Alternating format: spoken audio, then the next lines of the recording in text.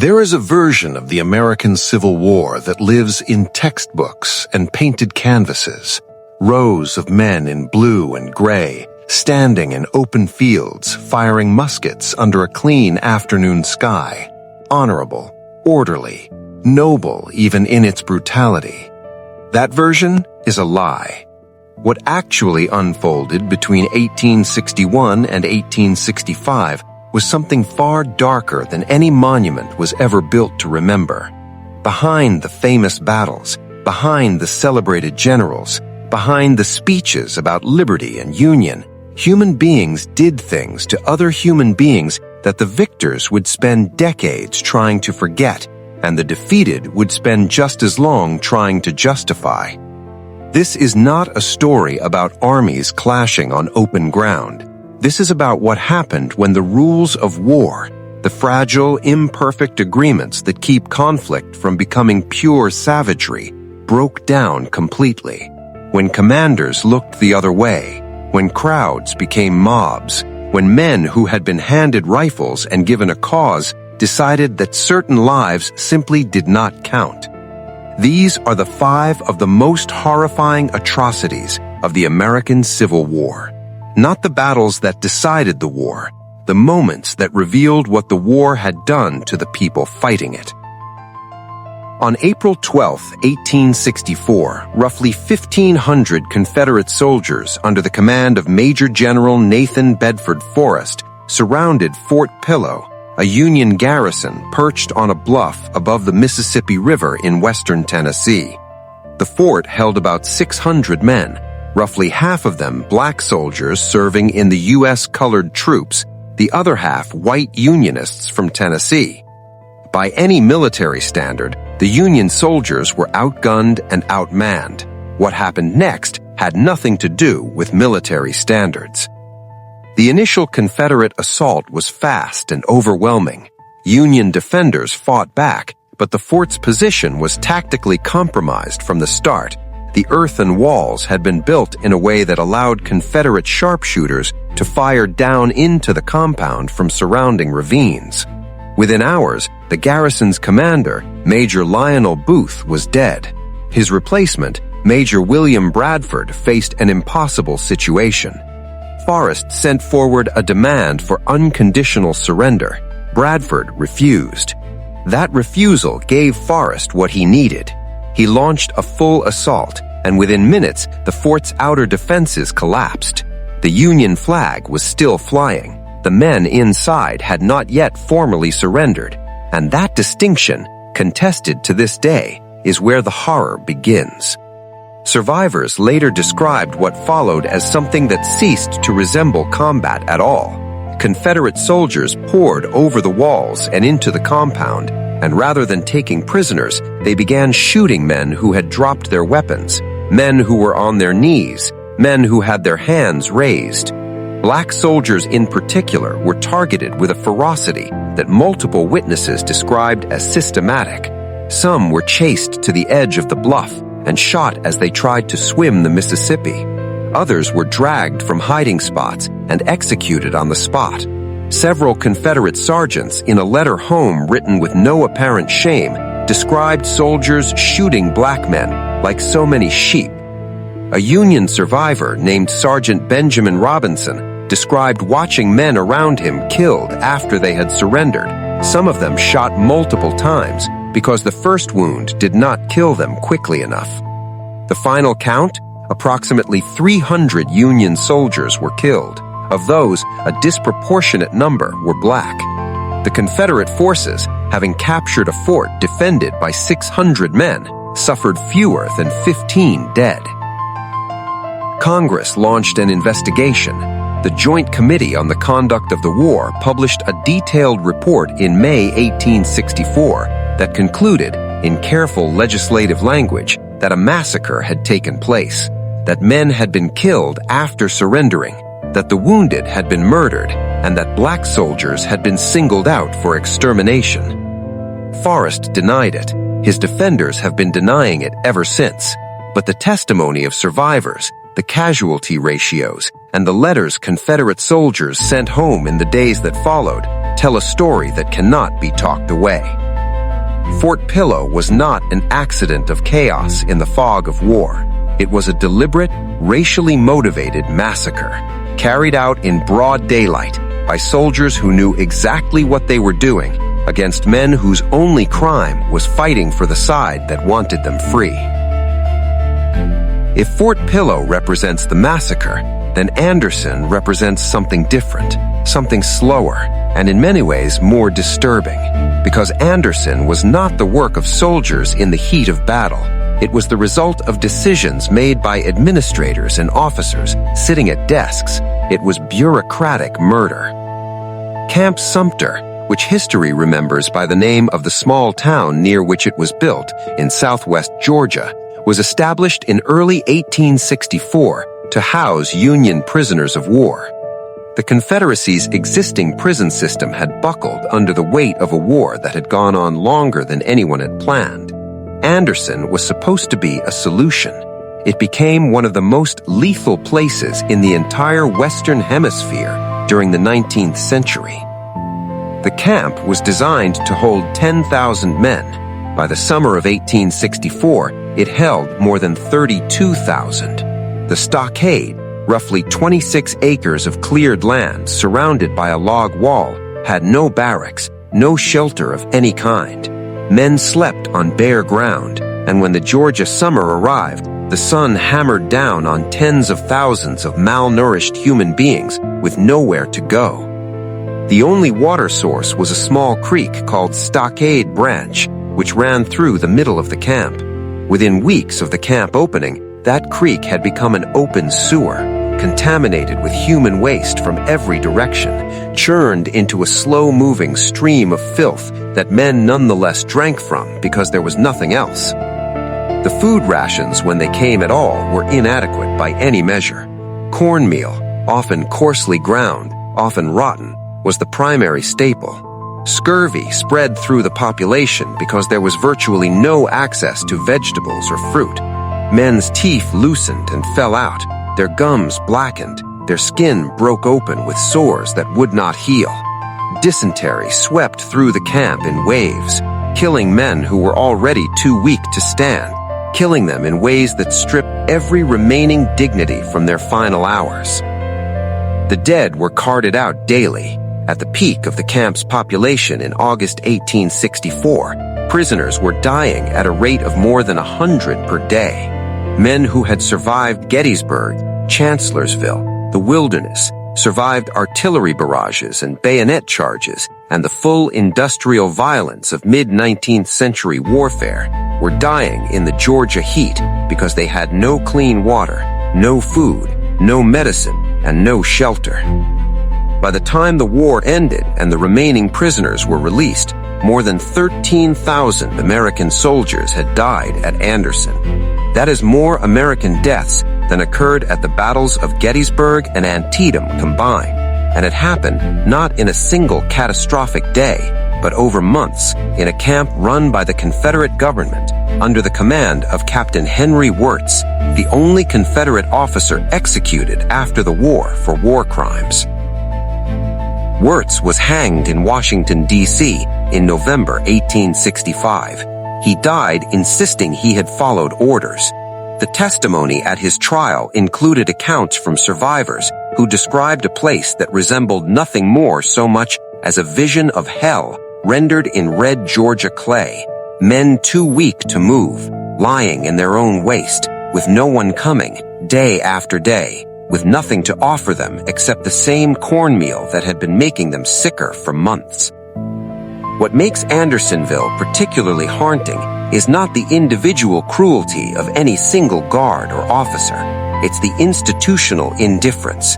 Confederate officials knew the conditions at the camp. They had reports, they had requests from Wirtz himself for more resources, and they made the calculation, whether consciously or through sheer administrative collapse, that the lives of 32,000 Union prisoners were not worth the effort it would take to preserve them. That calculation killed 13,000 men. The war had a front, and then it had everything behind the front: the farms, the towns, the households that the soldiers came from, the communities that kept the armies fed and clothed, and politically willing to continue. In the borderlands between the Union and the Confederacy, the war reached those communities directly, and nowhere was that reach more savage and more personal than what happened in the pre-dawn hours of August 21st, 1833, in Lawrence, Kansas. William Clark Quantrill was not a Confederate general. He held no formal commission that the Confederate government would publicly acknowledge. He commanded a force of guerrilla fighters called bushwhackers by their enemies, irregulars by more neutral observers, who operated in the border country with a particular blend of political motivation and personal cruelty that regular soldiers on both sides found alarming. Lawrence was a target for reasons that were both ideological and personal. It was a free state stronghold, a town that had been a center of anti-slavery agitation since before the war began, a community that had sheltered and supported the Kansas Jayhawkers, Union guerrillas who had raided into Missouri and burned Confederate sympathizing farms. For Quantrill's men, Lawrence represented everything they were fighting against. For some of them, it represented something more immediate: relatives killed, property burned, grudges that had accumulated over years of border warfare. Quantrill led approximately 450 riders into Lawrence before dawn. The town was asleep, mostly defenseless.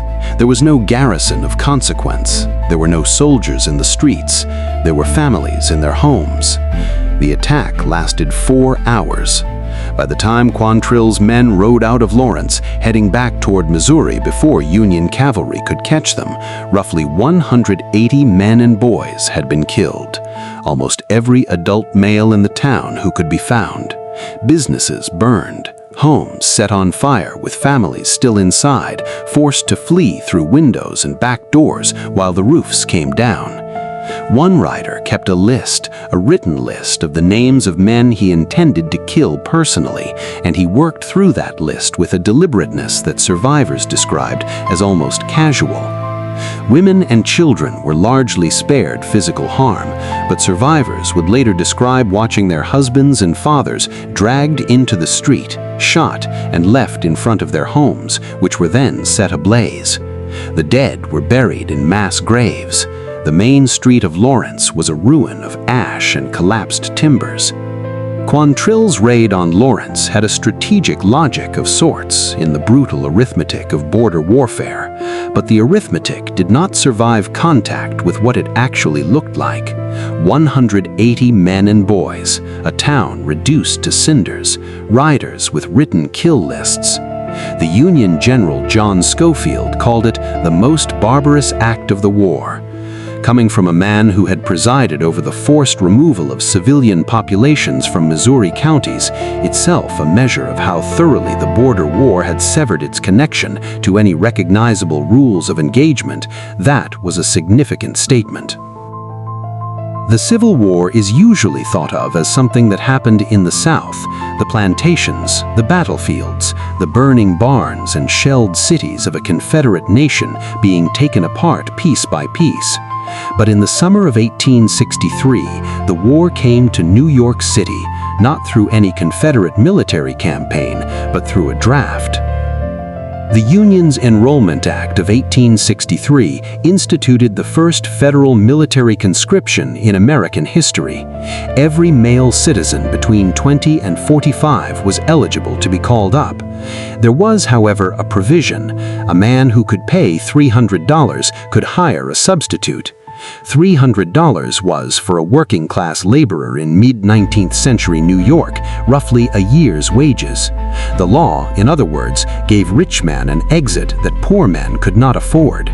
The slogan that spread through the city's immigrant neighborhoods, predominantly Irish, was direct: a rich man's war, but a poor man's fight. What began on July 13, 1863 as a protest against the draft transformed within hours into something that bore no resemblance to political dissent. The mob, tens of thousands of people, overwhelmingly white and working class, turned on the city's black population with a violence that was not spontaneous. It was targeted, it was sustained, and it lasted 4 days. The Colored Orphan Asylum on Fifth Avenue was attacked and burned, while more than 230 children were inside.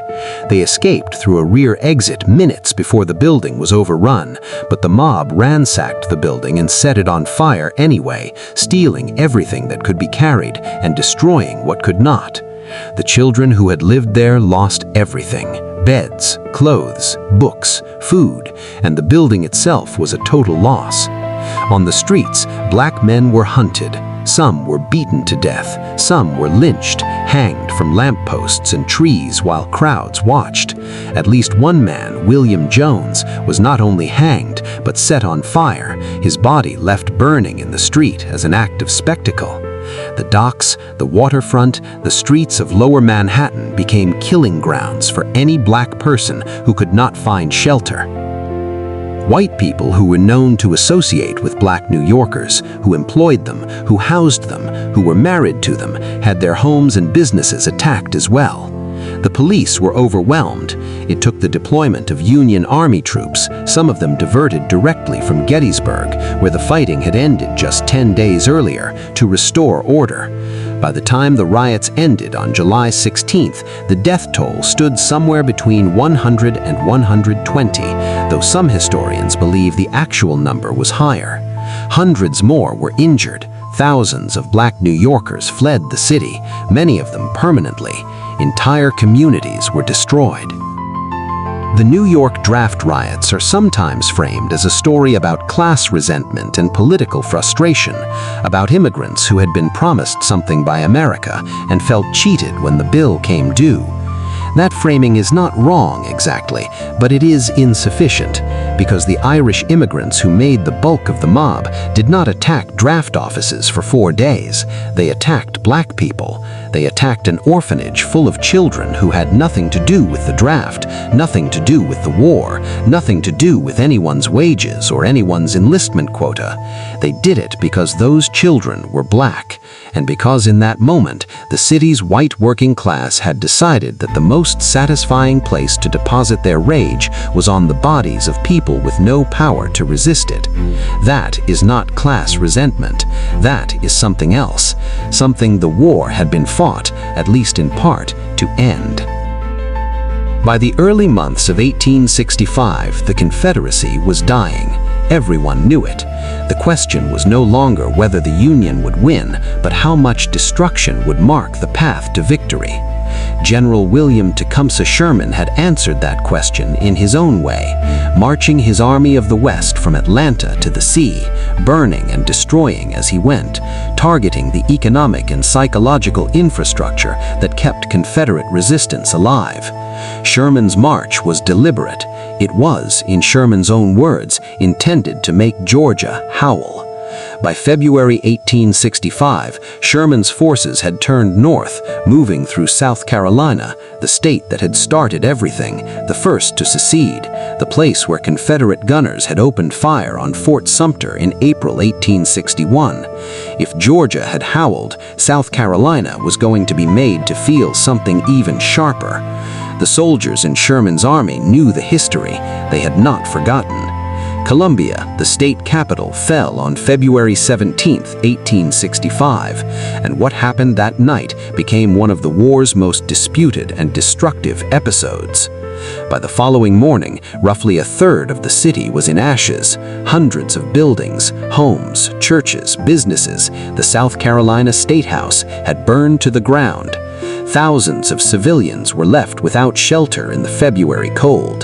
The fire moved through neighborhoods with a speed that survivors described as terrifying, driven by strong winds and fed by cotton bales that Confederate forces had set alight before their retreat. Who started the fires has been argued about ever since. Sherman blamed retreating Confederate troops and the wind. Confederate officials and Southern historians blamed Union soldiers. Modern scholarship suggests the answer is, as it usually is, more complicated, that multiple ignition points, multiple actors, and a night of chaos in a city full of alcohol, a fleeing army, and a conquering one produced a catastrophe that no single hand could be credited or blamed entirely. But the burning of Columbia was only part of what happened during Sherman's march through South Carolina. The weeks that preceded the fall of the capital were marked by something that Sherman's own orders had both authorized and failed to contain: the systematic plundering and destruction of civilian property on a scale that crossed repeatedly into what we would now call war crimes. Plantation homes were looted and burned. Food stores were destroyed, not merely seized for the Army's use, but deliberately ruined so that civilians who had relied on them would have nothing. Women reported being robbed of their jewelry, their silver, the food from their kitchens. Enslaved people were sometimes freed and sometimes exploited by the same soldiers in the same afternoon.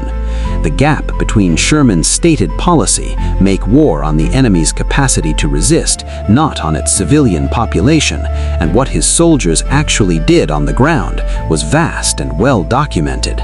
The justification, then and now, runs something like this: that South Carolina had started the war, that the plantation class that had built their wealth on human bondage had reaped what they sowed, that you cannot make an omelet without breaking eggs, that the suffering of Confederate civilians was proportional to and morally inseparable from the suffering of the 4 million enslaved people whose liberation the war had come to represent. There is something to that argument, but it does not fully account for what happened to the civilians, not just the planters and the secessionists, but the poor white families who had never owned a slave, the free black communities who had survived in South Carolina's shadows, the children who watched their homes burn and had no philosophical framework for processing the distinction between collective punishment and military necessity. The burning of Columbia sits at the edge of a question that the Civil War never fully resolved and that wars have been failing to resolve ever since. At what point does making war on the enemy's will to fight become indistinguishable from the cruelty you were fighting against in the first place? The 5 events in this video do not exhaust the catalog. There was the massacre at Centralia, Missouri, where Confederate guerrillas under Bloody Bill Anderson killed 25 unarmed Union soldiers who had been pulled from a civilian train. There was the massacre at Poison Spring, Arkansas, where Confederate forces killed wounded black Union soldiers and stripped the bodies of their uniforms. There was the systematic destruction of entire Missouri counties under Order No. 11, which forcibly expelled tens of thousands of civilians from their homes. The list is longer than any single video can hold. What connects all of it is something that does not fit comfortably in the national memory of the Civil War: the recognition that atrocity is not an aberration of warfare, but a recurring feature of it, particularly when the underlying conflict involves questions of race, belonging, and who counts as fully human. Fort Pillow happened because the Confederate military and the society that built it had a clear answer to that question, an answer they were willing to kill unarmed men to defend. The New York draft riots happened because a different set of Americans had their own answer. Andersonville happened because 13,000 Union soldiers were deemed by the people holding them to be a logistical burden rather than human beings entitled to basic care. The American Civil War ended in April 1865. The questions it raised did not. The belief that gave Confederate soldiers permission to execute surrendering black men at Fort Pillow did not disappear when Lee signed the surrender at Appomattox. It went underground. It changed its form. It found new institutions and new vocabularies. The men who had ridden into Lawrence with kill lists went home. Some of them had children. Some of those children had children. History is not comfortable with the distance between what we want our national stories to mean and what the evidence says they actually were. The Civil War ended slavery. That is a fact worth holding on to, a genuine world-altering moral achievement purchased at a cost in blood that is difficult to fully comprehend. And within that same war, on both sides, human beings did things that no cause, however just, can fully excuse. That is not a contradiction that can be resolved by choosing which part of it to focus on. It can only be carried, honestly, without looking away, by anyone serious about understanding what actually happened and what it means that it did. The men buried at Fort Pillow deserved better. The 13,000 dead at Andersonville deserved better. The families of Lawrence, Kansas deserved better. The black residents of New York who built lives in a city that turned on them deserved better. The civilians of South Carolina, the ones who built the Confederacy, and the ones who simply lived inside its borders, existed in a war that treated their lives as acceptable losses in someone else's strategic calculation. They all deserved better. The least we can do is remember what was actually done to them.